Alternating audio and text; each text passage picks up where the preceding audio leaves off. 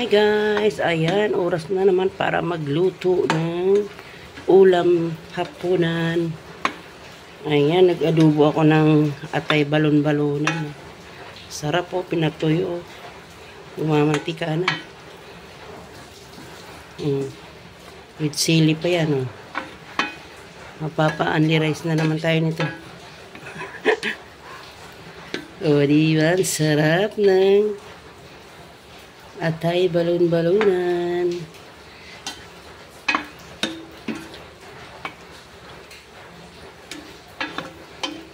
Masarap kasi pag natuyo siya, yung nagmamantika na Yung yung balon-balonan, inano ko muna siya. Pinakuluan ko muna para lumambot. Kasi yung atay, madali lang kasi maluto Ang sarap. Medyo maanghang konti. Kasi nilagyan ko siya ng siling green.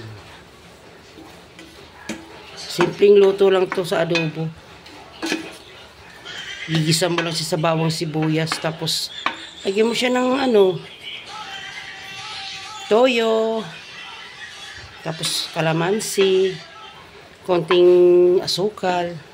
Tsaka, paminta powder. Ayan, adobo na. Diba guys, sarap. Thank you for watching. Bye-bye.